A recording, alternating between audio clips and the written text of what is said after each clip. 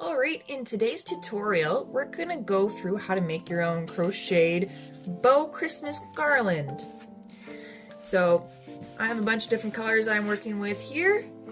Feel free to choose whichever you'd like.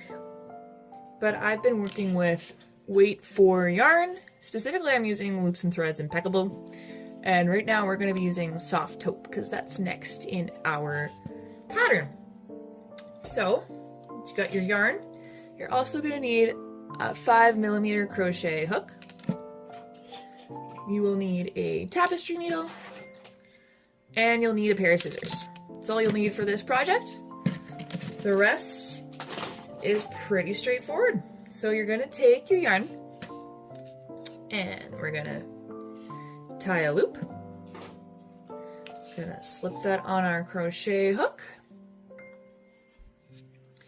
And then we're going to chain 3. 1, 2, 3. Now, for the next 50 rows, we're going to make an I cord. If you've never done this before, it might feel weird, might not feel like crochet, but I promise you, you'll get the hang of it, and it's not so bad. You got this. So to start the I cord, you're going to skip the first loop and you're going to go into your second chain. So you're going to stick your hook in, yarn over, pull through, so you have 2 loops on your hook. Then you're going to go through the last chain, yarn over, pull through, so you have 3 loops on your hook. Now is where the excitement begins. So to do our I cord, I like to pinch here, because what we're going to do is we're going to be taking those first 2 loops off of our hook, but we don't want to lose them. So I'm going to pinch tight so they don't go away. Then we're going to yarn over and pull our yarn through that first loop that we left on our hook. Then we're going to stick our hook through the first loop that we dropped, yarn over again and pull through. And then finally we're going to go through that last loop we dropped, yarn over and pull through. So once again, we're left with 3 loops on our hook. And we're essentially just going to repeat that another 48, 49 times. You can give or take some rows as long as the cord's to your liking. That's good enough. So we'll repeat.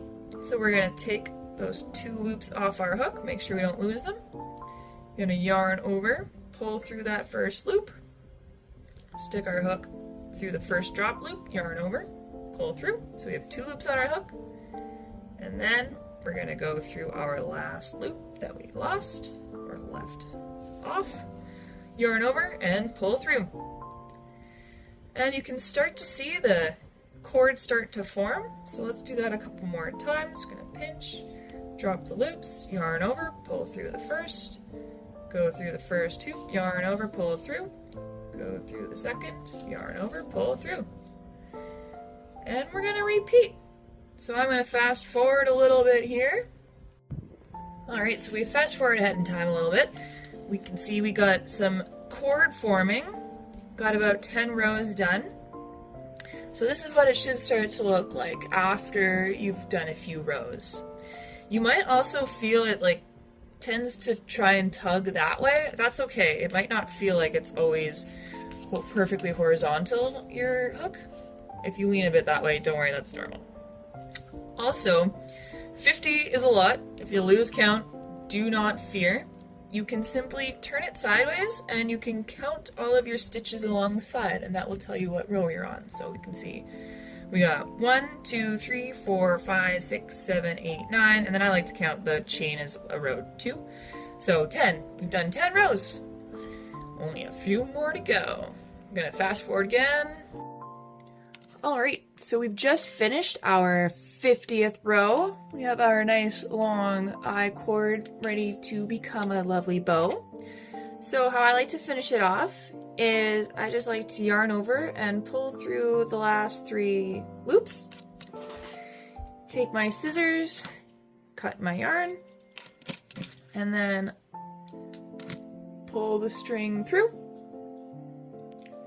Then we take our tapestry needle, put the yarn on the needle, And then I like to just give it a little bit of a knot just to make sure it doesn't fall apart. And maybe we'll do a second one for safety. And then I like to take my needle and work it into the middle of the cord. So you shouldn't really see the needle much. It means you're getting the nice middle. Go down a few rows, poke it out, and pull it through. Then you just take your scissors, cut off the excess yarn. And just like that, the tail is hidden inside. So we're going to do the same thing at the beginning. Put our yarn on our needle. I also like to do a little knot here too because it can be a little bit loose. And then it just makes the ends match a bit better. So do a little bit of a knot. Double it up for safety. And same thing, we're just gonna stick our needle in the middle there. Make sure we can't really see our needle. Means we're getting it inside. Poke it out, down a few rows. And cut off the excess. And then we have our cord. So if this is your first bow, just remember when you used to tie your shoelaces, how you make a little knot. If it isn't,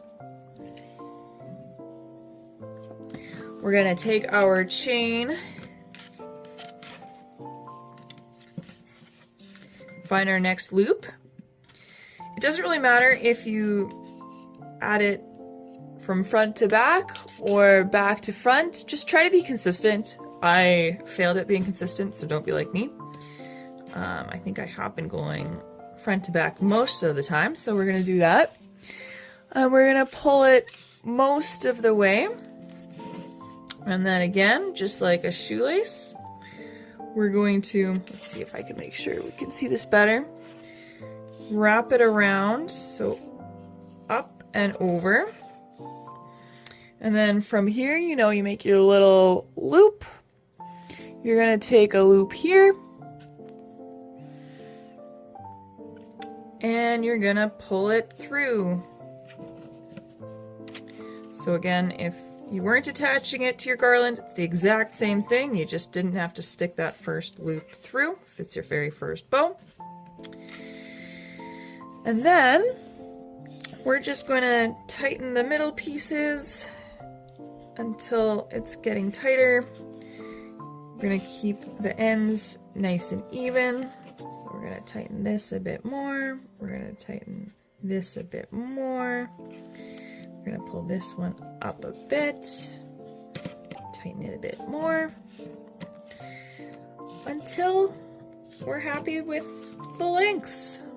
I think I'm pretty happy with that. It's nice and tight. And it looks like our other bows. So you continue that on.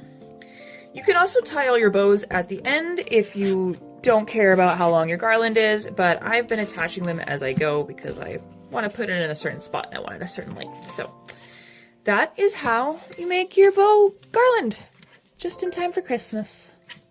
Thanks for watching.